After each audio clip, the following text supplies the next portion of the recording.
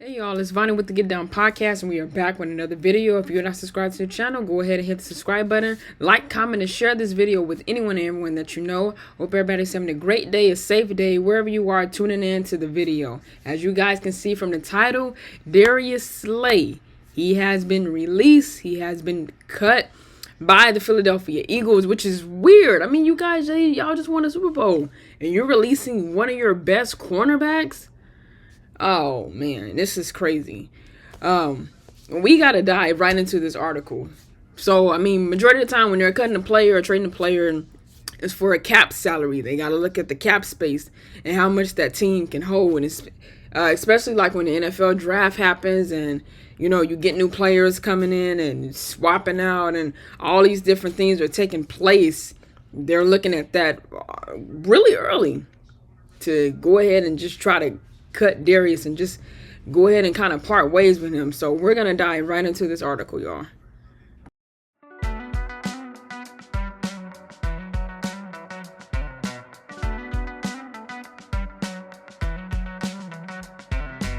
Artlist.io.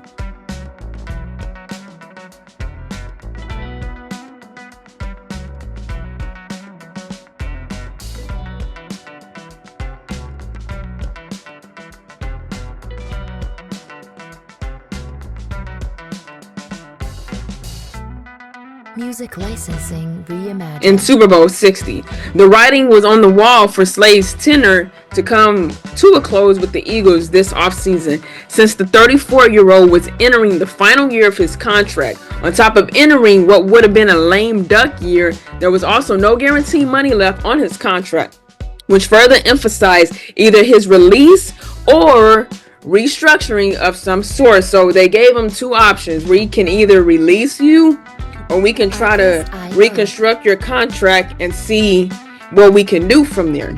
So I guess his best part was just really to leave from them and just kind of move on from there. The club has since opted for the former, and Slay will now enter the open market.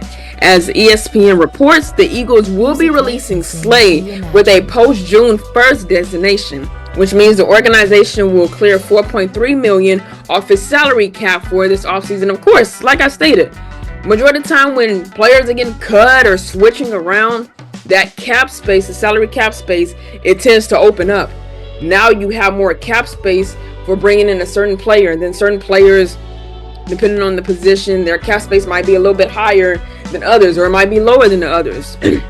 As long as it's fit into the amount that is already set on table, what it needs to be filled up, like it says 4.3 here, that's the calorie sap that they're gonna have to fill up. Eventually they'll get another quarterback in there to take his position. But Darius, I mean, he's had his time with Philly. He had his time, and he's one of my favorite cornerbacks. Honestly, he is one of my favorite cornerbacks, the best. But I mean, it is what it is. Just gotta part ways sometimes. You gotta let go. Gotta part ways sometimes. Slay joined the Eagles in March of 2020 when the club executed a trade with the Detroit Lions, who drafted him in the second round of the 2013 NFL Draft out of Mississippi State. During his time in Detroit, Slade established himself as one of the league's top corners, earning three Pro Bowl nods and a first-team All-Pro honor in 2017 after co-leading the league in interceptions. See? Come on now, why would you want a player that got good stats like that off your team?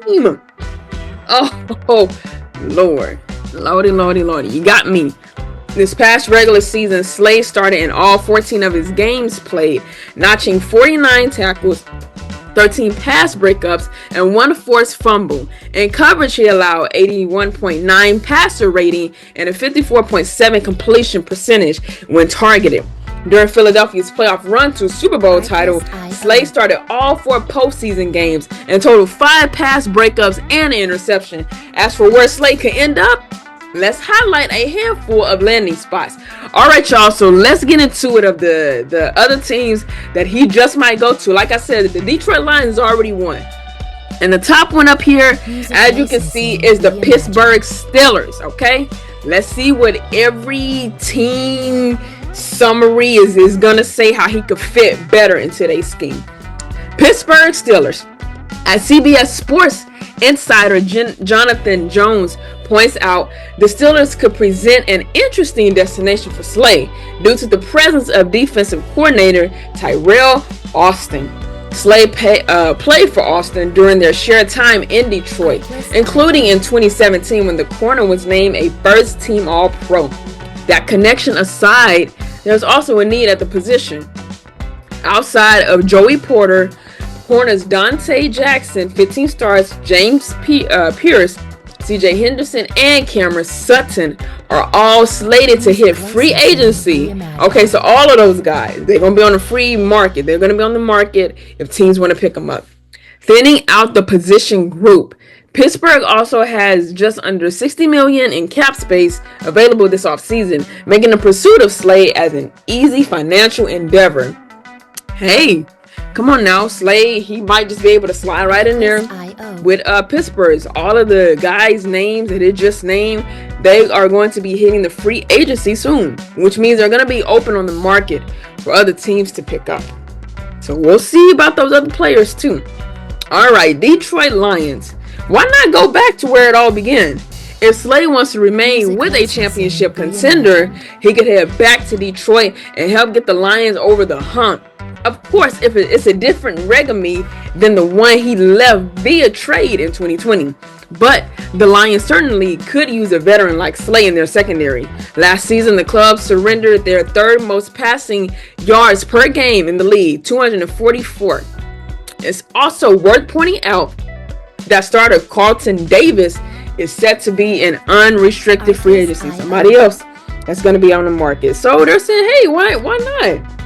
Why not, Darius? You were already with us before. We were almost there. Why not come back and join the team? Help us get over that hump so we can get some trophies.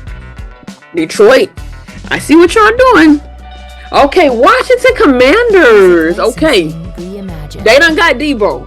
Y'all don't need to get nobody else because y'all team is finna be too explosive. I don't like it, but I'm gonna read it anyway. Y'all already got Debo. You already got him from us. Y'all don't need to pick up Darius. I'm just saying. Even after trading for Debo Samuel to bolster the receiver room, the Commanders have money to spend. To be exact, the club has $64.4 million, which is the 7th most in the entire league. Washington knows firsthand how impactful Slay can be to a secondary watching him in Philadelphia. And he could help a unit that tried to get help at a corner last season by training Marshawn Lattimore, but it never materialized. With Jaden Daniels proven to be a bona fide franchise quarterback, it'd be wise for Washington to swing on players like Slay while Daniels is still on his rookie deal. Okay, I see what you're doing, bringing a pro cornerback. You already got a pro receiver in Debo. Okay, Jaden, he's finna go into his sophomore year because this was his rookie year that he just did. And he had a phenomenal rookie year. Okay, why not put Darius in that picture? Okay, Darius, you're out there in Washington. Now your man is finna be Dan Quinn. You know, it's a lot that plays into factors, like I said, when these players switch around and go to different teams. All right, Washington, okay, it could happen. Could. We'll see. Buffalo Bills. The Bills had a bottom 10 pass defense in the league last season, allowing the 9th most passing yards and the 8th most passing touchdowns overall. They were also abysmal, on a third down, creating a drastic need to boost the secondary in a conference that includes an array of elite quarterbacks. Moreover, starting cornerback Rasul Douglas is set to hit free agency. There goes another player, further digging them in a hole at the position group. Slay not only could come in and help increase the production, but also provide someone with the Super Bowl winning experience for a team that has struggled to get over the hump in the AFC. Yeah, especially when they mainly play the Chiefs. It's always that game. It never fails. One hurdle for this landing spot, however, is Buffalo's current cap situation, as it is at $10.2 million over the cap at the moment. The Bills will need to get their books in order before making a run at Slay. Okay, so they got some work to kind of clean up before they can even consider bringing Slay in at that point. Now that Russell Douglas, he's going to be going to be hitting free agency soon. Now that hole is open, and it needs to be filled, of course. And last but not least, he could just stay right here at home in Philadelphia with the boys, because he done already got a ring with them. Okay? While the Eagles are releasing Slay, let's not rule out a return. Fox Sports reports it is a possibility that the two sides reunite after Slay tests the market, and this release is merely for financial reasons. Given that Slay is in the twilight of his career, he could opt to head back to Philadelphia and chase a second consecutive Super Bowl title. Hey, it can happen there as well. It can happen there as well. So it enlists, well, really 4 other teams besides Philadelphia, because he was with them, but it lists 4 other teams that he could possibly have an interest in, where he can actually go to, just to kind of further his career, to make things a little bit better. I also want to pull up this other link real quick, because his wife actually had to speak out on this regarding the trade and everything that's taking place, cutting him, all this different things like that. And this is foxnews.com. I'm gonna read a little bit of it. It says, Darius Slay's wife shares heartbreaking message after Eagles cut him to save money for free agency. I mean, some teams do that. You can't blame them. Some teams, they do it to do it. The Philadelphia Eagles cut one of their key veterans during the Super Bowl 60 run this past season, and his wife appears to be taking it hard. Darius Slay, the 6-time Pro Bowl cornerback, was released by the team as a cap casualty. Okay. The Eagles reportedly saved $4.3 million against their cap space with the move. Slay has spent the past 5 seasons leading as Eagles secondary that anchored the best pass defense in the NFL in 2024. Yeah, he's been with them, like I said in the other one, he's been with them for a minute. What I'm surprised is they're not thinking about, they didn't think about another player that would have came to mind and been like, hey, we got to cut you. But I don't know. I don't get it. They couldn't find another player to cut? Guess not. But the main reason behind that, though, was the addition of rookies Quinion Mitchell and Cooper DeJean, both of whom had great inaugural NFL season. Okay, well, that is true. Sometimes you want the rookies to get a little more feel. You want to try to get them more in the spotlight. And now that Darius, he's kind of like the old man, the pro, I guess they decided, well, let's just kind of cut you, but we'll keep Quinion and Cooper, because they're still, they the babies pretty much. They're still the babies. So because of their quick transition to the pros, Slay release makes sense in terms of saving money for the future free agency moves.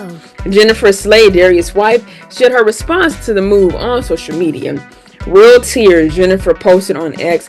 She also posted on her Instagram story a picture of her celebrating the Super Bowl victory with her husband, and the caption Philly with heart hands, broken heart, and teary-eyed emojis. It's been said so many times, but the business of the game can be cruel. This is yet another example of a tough move having to be made.